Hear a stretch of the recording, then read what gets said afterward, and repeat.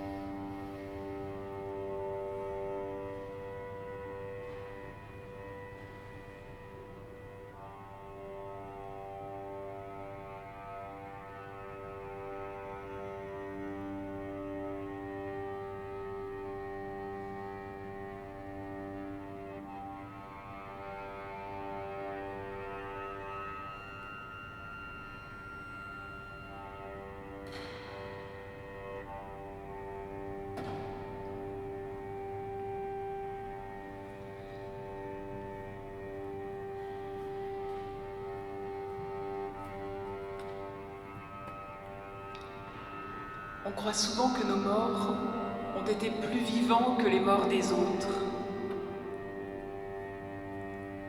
On se jalouse l'intensité de vie de ceux que nous avons aimés. On voudrait pouvoir les convoquer un instant et que toute l'humanité fût témoin de ceci. Voyez comme il était vivant. Que sommes-nous d'autres, pauvres vivants, que les ambassadeurs de tous ceux qui furent avant nous? Nous sommes les ventriloques d'une parole qui sourd de la surface de la terre. Cette ligne de démarcation dont on peut douter qu'elle sépare si nettement ceux qui se trouvent dessous de ceux qui se trouvent dessus. Dans cette histoire que je m'apprête à raconter,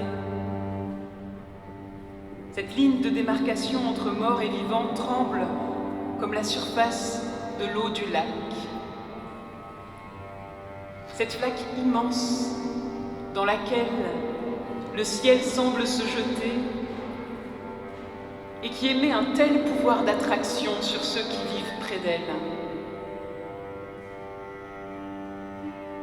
J'entends les Lausannois dire « J'aime voyager, mais combien j'aime revenir ?» Et d'en revenir, il faut entendre « Marcher au bord du lac ».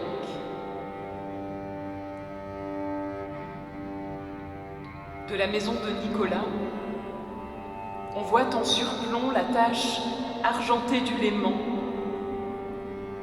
Cette surface écaillée comme une peau de poisson qui n'est rien qu'une masse grise et inerte, et qui suggère pourtant une vie enfouie, un secret retenu,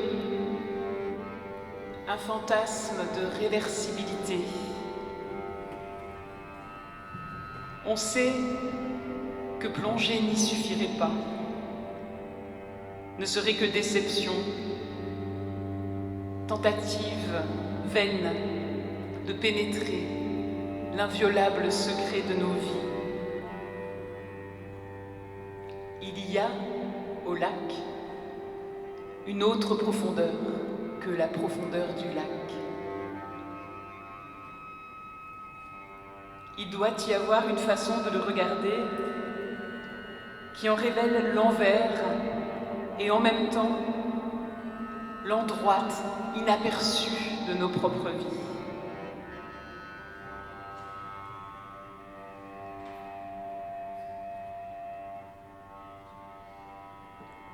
J'ai visité la maison de Nicolas en son absence, en sa définitive absence.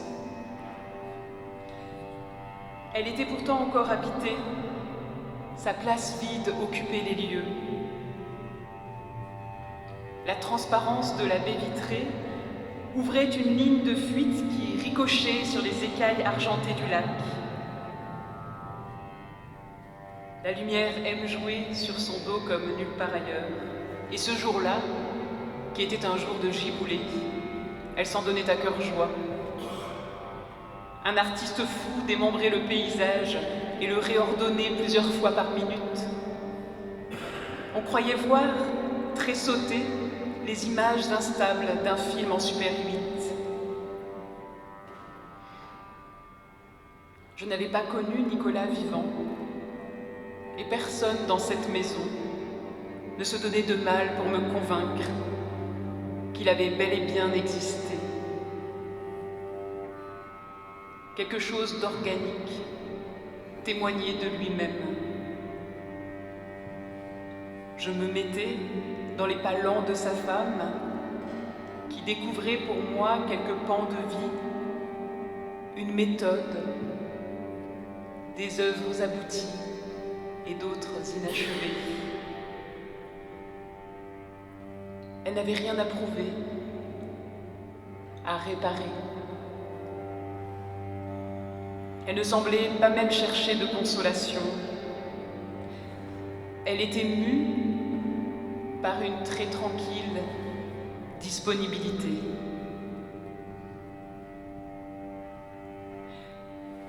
Il émanait d'elle quelque chose qui émanait aussi des sculptures de Nicolas, quelque chose d'impalpable, un son peut-être,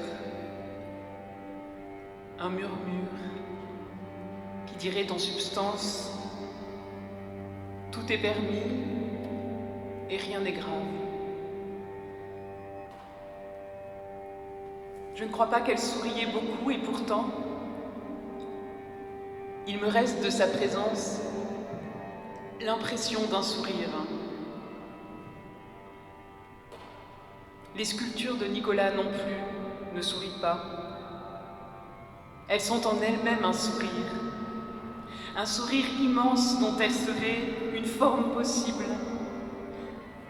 Un sourire où convergent désinvolture et tendresse pour répéter encore « rien n'est grave et tout est permis ». Et le tout du permis est orienté par la tendresse et l'âpreté du rien, décapé par la désinvolture.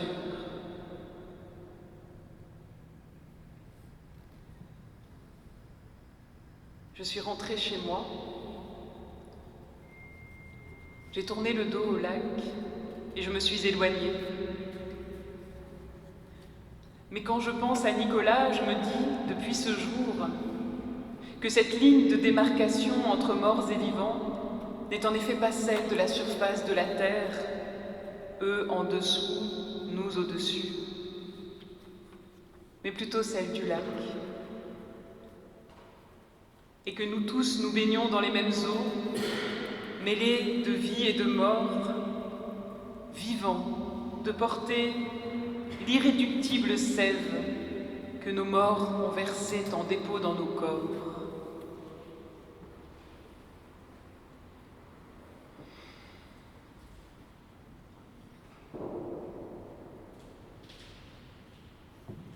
Nicolas Zaric était un homme libre, insolent et amical.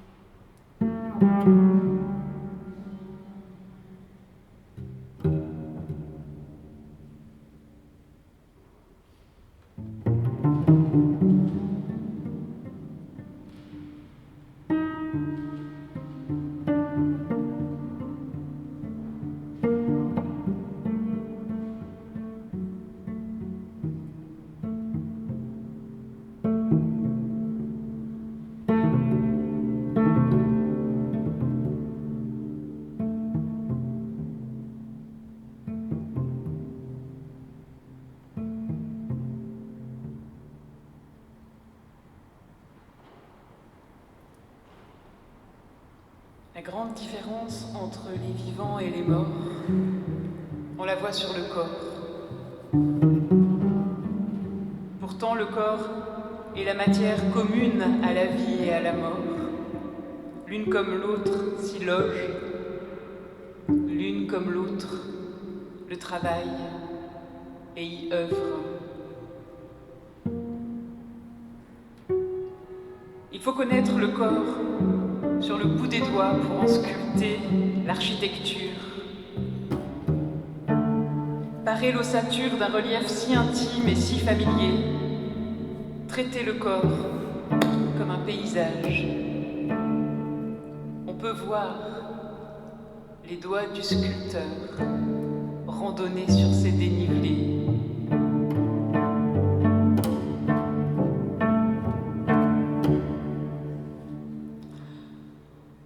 Le corps du Christane est d'une crédibilité saisissante.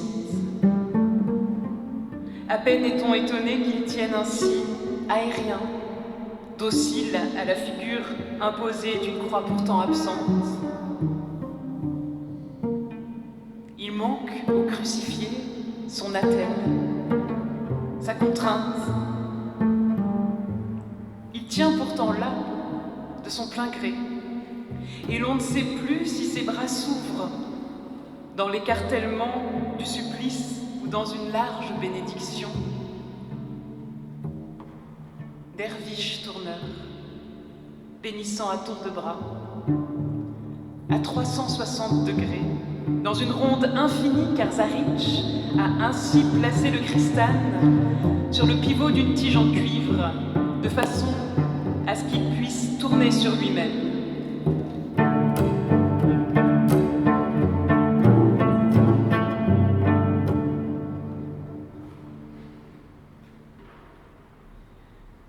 C'est assez innocemment que lors de sa prise de contact avec Nicolas, le pasteur Jean-François Rabelais lui fit parvenir le graffito dit d'Alexamenos. Ce qu'il voulait demander à Zaritch, c'était d'envisager une passion à sa manière. Et certes, le graffito représente un crucifié, mais surtout, il comporte ce trait commun aux œuvres de Zaritch. Un crucifié avec un corps humain et une tête d'animal. C'est un signe amical du pasteur vers l'artiste, un clin d'œil, un tremplin vers un projet autre et gigantesque qui n'aura pas lieu, faute de temps. Ce graffito est connu des historiens des religions pour l'être l'une des premières représentations de la croix dans son sens chrétien. C'est une raillerie, gravée à traits grossiers sur le mur d'un palais à Rome au cours du IIIe siècle. On peut y lire dans un grec tout aussi grossier que le graphisme « Alexamenos adore son Dieu ». En quoi il faut comprendre ? Cet imbécile d'Alexamenos adore un Dieu bête comme un âne et crucifié comme un brigand.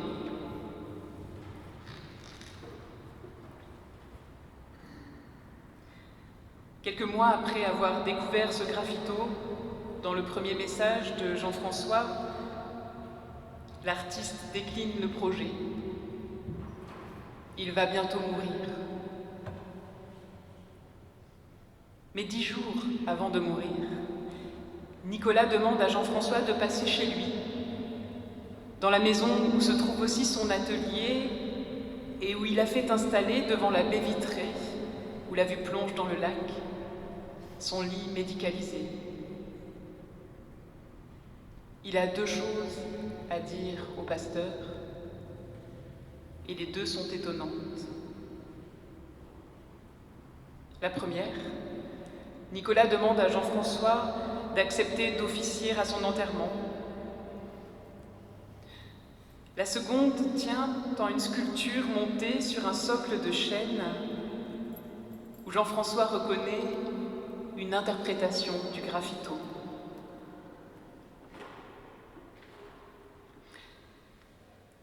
J'imagine qu'il ressort de là comme du tambour d'une machine à laver. J'imagine qu'il choisit de rentrer à pied, de faire un détour par le lac et de laisser la face argentée de l'eau lui faire miroiter l'inattendu de toutes nos vies.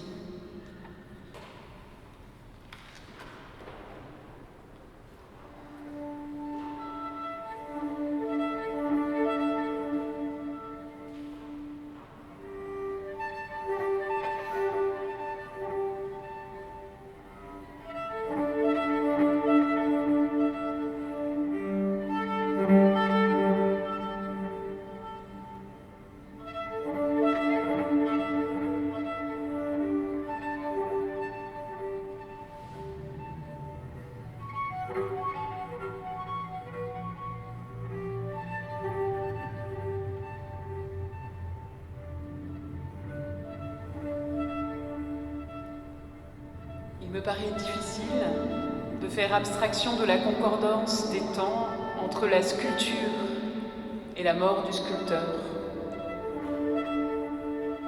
Il n'est pas possible que Zaric ait travaillé le corps du crucifié sans penser à son propre corps abîmé. Et si créer n'est pas inventer, mais laisser venir, l'enjeu pour Nicolas était de laisser venir la mort. Et tout en accueillant le méticuleux travail de destruction qu'opérait la maladie, Zaric construisait. Il ne faisait pas partie de ces malades qui euphémisent avec la mort. Il semble s'être tenu loin des superstitions qui évite le mot comme on évite de passer sous une échelle. Zaric n'était pas un homme de murmure ou de catimini. C'était un homme brut, un montagnard, m'a-t-on dit. Un homme de la matière. Il y a une humilité singulière chez les personnes qui travaillent les matières premières. Elles ont appris à placer leur corps sur le grand nuancier du réel, quelque part entre le brin d'herbe et le bloc de granit. Elles se savent organiques et connaissent mieux que d'autres peut-être leur importance et leur inimportance. Cette connaissance intime de la matière, elle passe par les doigts. L'organe maître, c'est la peau, et plus encore ses pores, cette voie de transmission permanente entre soi et le monde.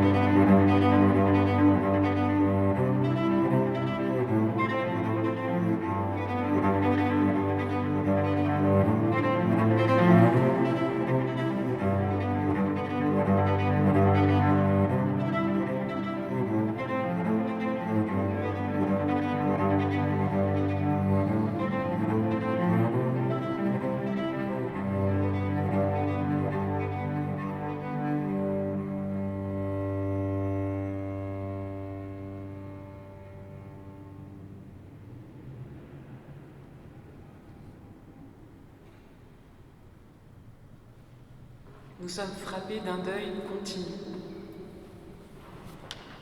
que nos occupations tentent frénétiquement d'éloigner comme un essaim de mouches importunes. On l'entend pourtant bourdonner, rien n'y fait. Je suis en deuil perpétuel d'un mot infiniment manquant. C'est pourquoi j'en aligne une multitude. Je compense le manque du précis par l'abondance de presque. Le langage n'est pas autre chose que cette approche tâtonnante. L'insaisissable se laisse aborder par touches, comme on le dit lors d'une partie de pêche. Oui, au mieux, nous aurons des touches avec l'insaisissable, mais de prise, jamais. Et nous vivons là, sur la berge, pris dans les faisceaux convergents du deuil et du désir, désirant maladivement ce qui toujours nous échappera, vivant de ce désir envoûtant qui porte en lui les germes d'un deuil infini. Et cela n'est pas triste, car on découvre, il faut le découvrir, que la vie ne se trace pas en ligne mais en ronde, et que ce désir entaché de mort nous est tout à la fois promesse de linceul et de peau neuve, que toute mue est une perte, et que toute perte est un berceau. Nicolas sait cela. Se savait-il le savoir? Je n'en sais rien. Mais de là où je me tiens, approximativement vivante, promise à une mort certaine et prise dans le flux magmatique d'une sève qui me déborde, je crois qu'il savait.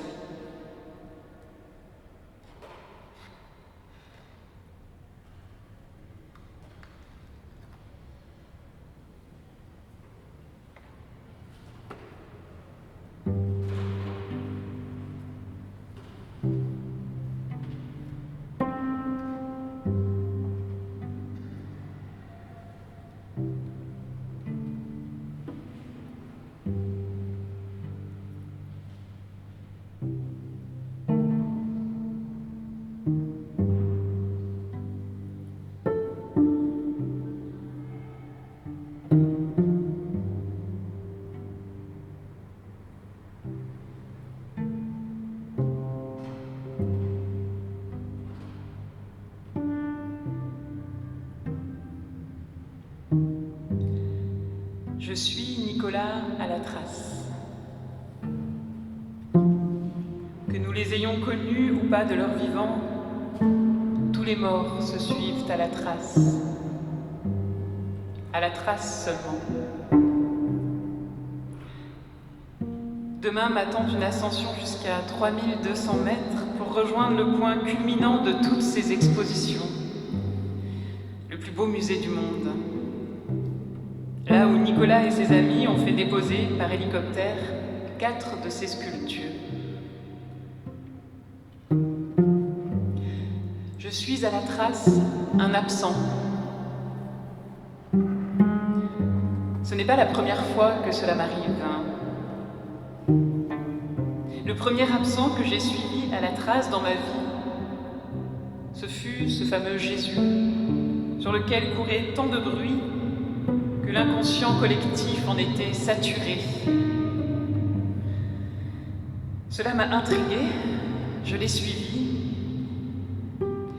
et la silhouette que j'apercevais à l'horizon ne faisait pas tant de bruit que tout ce qu'on m'avait raconté.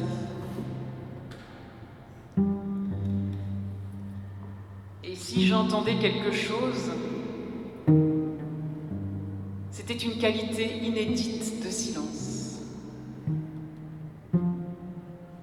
Ce qui m'a séduite, c'est cette place immense qu'il laissait dans sa traîne. Et la trace.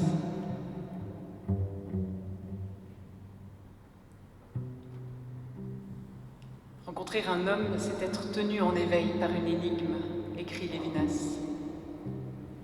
Cela vaut pour le Christ et pour toutes nos rencontres. Résoudre l'énigme, c'est la crever et mourir avec. Le but, c'est l'enquête.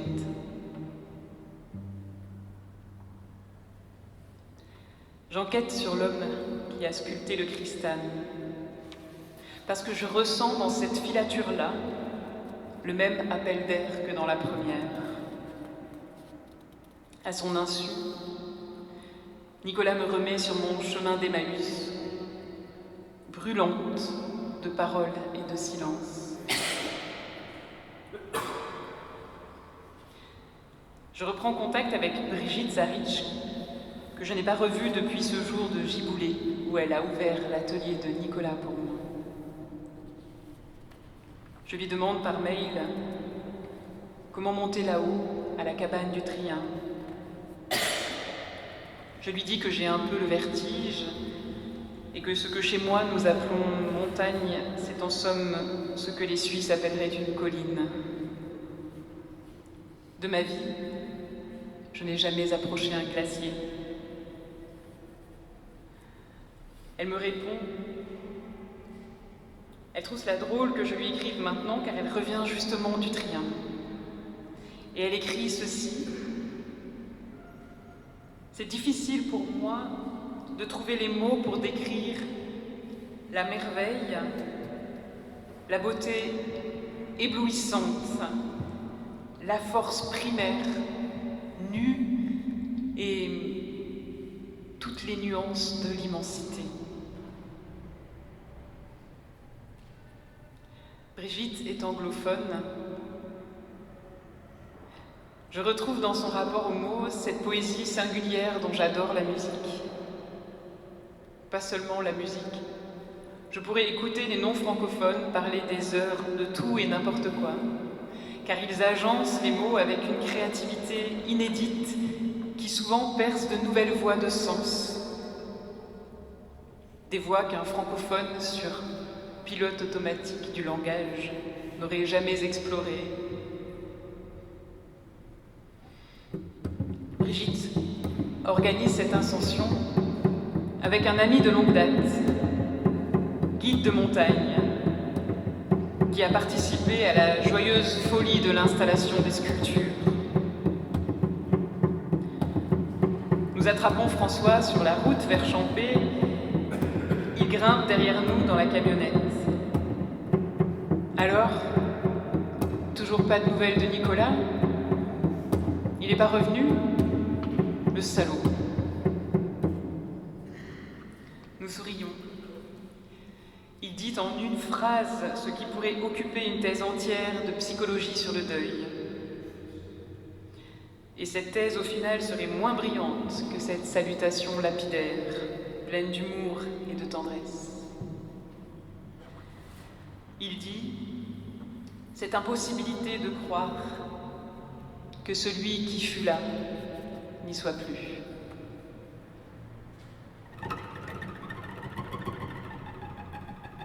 Je me retrouve, corps étranger, dans cette intimité du manque partagé. Partagé en partie car à chacun, un absent manque singulièrement et de façon innommable. Et bien sûr, je ne peux pas me tenir au même endroit que ceux qui ont connu Nicolas vivant et à qui il manque. Je ne l'ai connu qu'absent.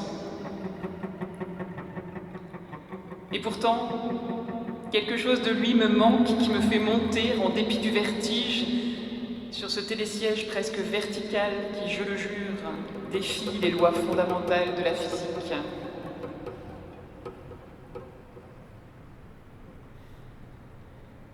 En montagne, il faut être taiseux ou conteur. Le discours n'est pas une alternative. François est à la fois taiseux et conteur. Il guide en économie de mots. Attention ici. Inspiré par le nez. Cette pierre est instable. Expiré par la bouche. Et lorsqu'on fait une pause, il raconte. Je suis comme une enfant en l'écoutant narrer l'épopée de la femme lièvre. Son arrivée là-haut qui a tant ému des prêtres en soutane qui passaient par là. Question de petite fille qui aime qu'on lui raconte des histoires.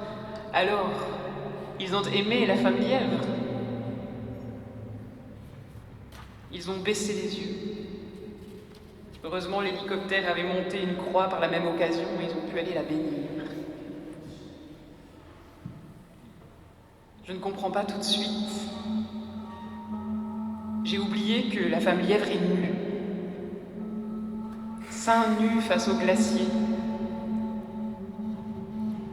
On ne peut pas même dire que je l'ai oublié, mais plutôt, c'est une telle évidence pour une femme lièvre. Une telle évidence aussi qu'il n'y a là rien d'impudique. La seule chose qui pourrait rendre cela impudique, c'est de baisser les yeux devant elle. C'est le regard qui contient l'obscénité, pas elle.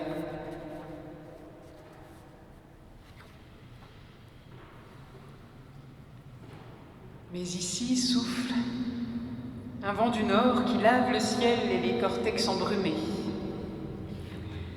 La cabane d'Orny, qui surplombe le glacier éponyme que nous remontons, semble marquer une frontière dans la végétation.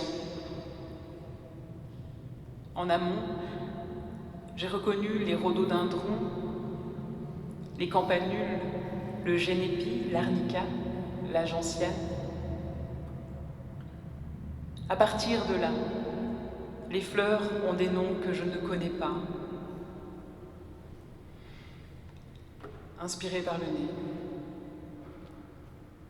expiré par la bouche, dompter le vertige en suivant dans les névés l'étroite trace de nos prédécesseurs. Les premiers chocards percent la gaine du silence, épaisse comme un cuir. Parfois, des blocs de granit se détachent et dévalent une falaise comme un troupeau de titans. Vacarme métallique du grand chantier du monde. On ne serait pas surpris de voir la main de Dieu treuiller un bloc ici pour le déplacer là. Comme pour tout retour aux sources, il faut monter encore, et au fond de soi, savoir qu'on vise l'inatteignable. Cependant, l'altitude peu à peu me rejette comme un corps étranger, me resserre les tempes et la gorge. Mon corps ralentit pour se faire accepter. Un dernier piton rocheux et l'horizon recule soudain d'un bond vertigineux, enjambant le glacier du Trien. La cabane nous tend les bras et mon regard cherche la femme lièvre avec une avidité d'affamé. Je ne la vois pas tout de suite, car je m'attends à la dorure que je lui connais par photo interposée.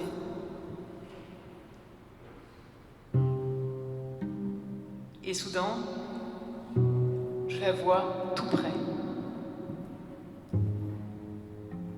Et je comprends mon aveuglement. Peu à peu, elle a pris la teinte de la roche. Femme lièvre caméléon. Elle se bronze. Figure roche. Un sanglot cogne dans ma poitrine, un insolite sanglot de retrouvailles. Pas d'accolade cependant. La femme lièvre sans affront signifie aux visiteurs qu'elle n'a Dieu que pour l'horizon. Elle est absorbée dans une contemplation puissante, inébranlable. Absorbée par le paysage jusqu'à en perdre sa pigmentation.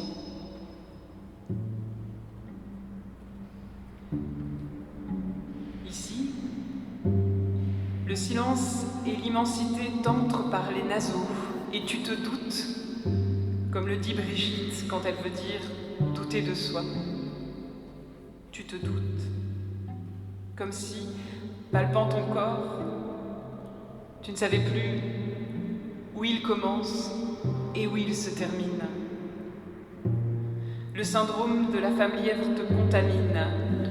Ton sur ton avec l'immense, tu te fonds. Et tu n'as jamais été si vivant que dans cette disparition.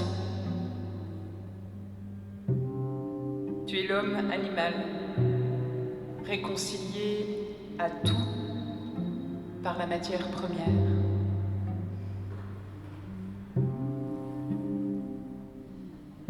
En rejoignant Brigitte, je ne serais pas surprise de l'entendre dire, désignant du menton le glacier qui étale sous nos yeux sa peau millénaire, striée de rides. Tu vois, Nicolas aurait voulu mourir là.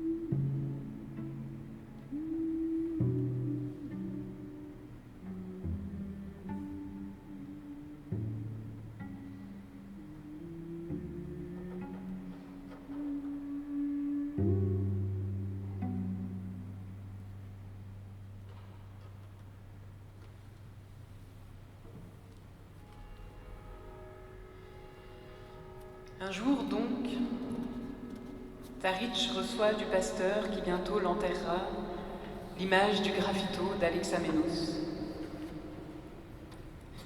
Il ne se contente pas de le traduire en 3 dimensions, il l'interprète. C'est une refonte, un retournement. Zarich réveille le graffito par palpation, par massage cardiaque, mais ce qu'il réveille est transformé.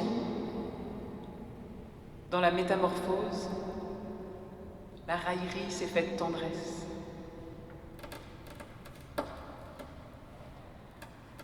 Avec son corps dans lequel la mort commence son commerce, il sculpte un corps dans lequel la mort achève sa grande œuvre. En coulant le corps du Christane, Nicolas transvase son regard, sa peau, sa vie, son flair, dans une matière qui survivra à la matière de son corps. Il se sait figure ruine. Je crois que c'est ce que j'ai vu en premier en entrant dans son atelier. La poussière. D'où venait tant de poussière, légèrement marbrée, épaisse? Cela sentait l'enfance, l'atmosphère chargée de poussière de craie des salles d'école. Puis j'ai vu les figures ruines, les glébeuses, selon la traduction littérale du nom d'Adam par Chouraki.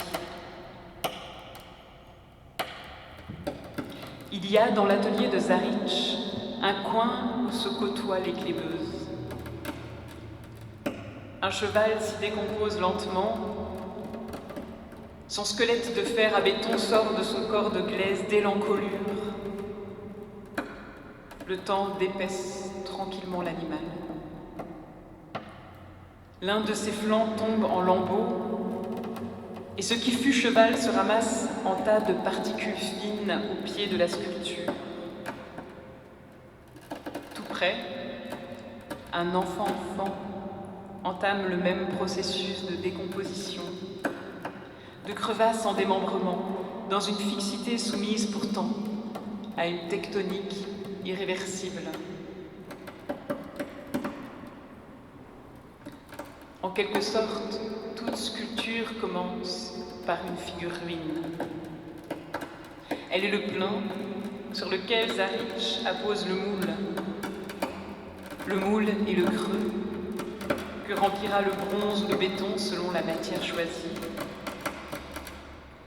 Un plein crée un creux qui crée un plein.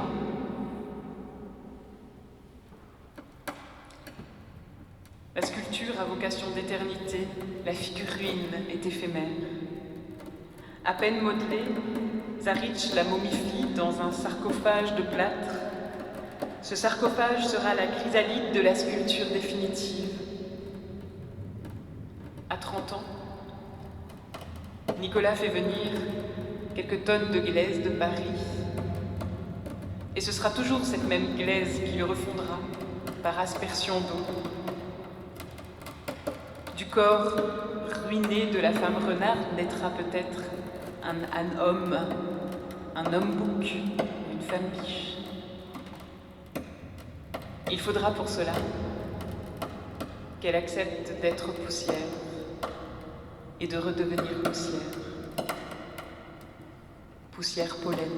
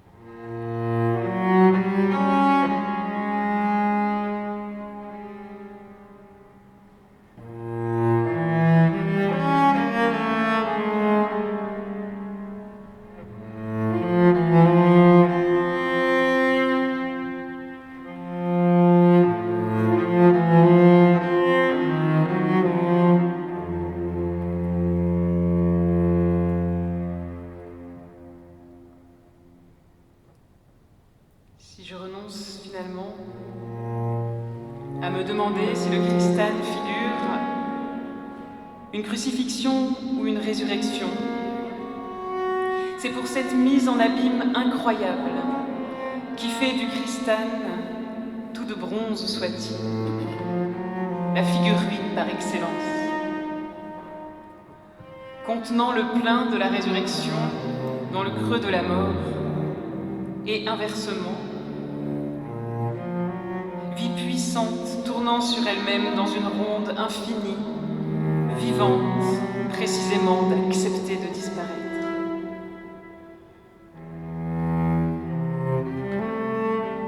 Et ce qui se passe dans ce projet autour du Christane est encore une mise en abîme. La poussière que laisse Nicolas en mourant vient polliniser bien des esprits.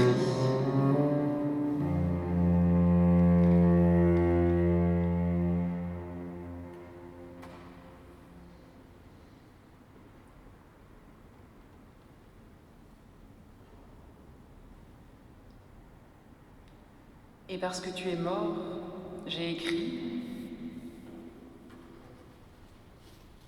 Et parce que tu es mort, Suzanne chante. Sarah joue du violoncelle. Yasmine danse. Simon crée des installations. Timothy photographie le Christane qui mime un crucifié et finalement prend son envol. Hors de portée de toutes nos interprétations. Parce que tu es mort, jamais nous ne saurons ce que ce Christane a signifié pour toi. Et avec liberté, insolence et amitié, nous entrons dans la ronde sans invitation. Parce que tu es mort, la poussière retombe dans ton atelier et les figurines complices redisent la loi intime du vivant qui retourne à la poussière. Le lac peut-être s'en trouve invisiblement modifié. La femme lièvre se dépigmente à 3200 mètres d'altitude et dans ton absence se refond dans la roche. L'aurais-tu imaginé ? Tout tremble encore, différemment.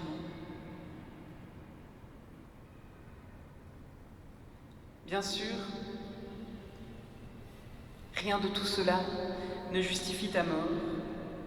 Il n'y avait vraiment aucune bonne raison de mourir. Seulement c'est comme ça, et elle nous prend tant la mort. Alors, il faut dire aussi ce qu'elle donne. Ta mort nous a donné l'imaginaire. Elle l'a renfloué d'un espace nouveau. L'imaginaire, ce dépôt que l'autre laisse toujours dans nos vies, qu'il soit mort ou vivant. Ce dépôt dont on voudrait parfois se départir. Mais pourquoi, après tout ? Pourquoi l'imaginaire invaliderait-il le réel ? Il le poinçonne au contraire. Il l'agrandit. Ta mort comme un moule, portant après toi la trace de ton passage, dans lequel nous coulons tout ce que cela ébranle en chacun de nous.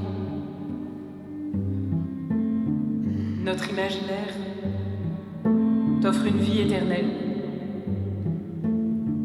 celle à laquelle peut-être nous vouons tous nos vies minuscules, non pas en exposant d'imprenables sculptures, mais en jouant avec la poussière.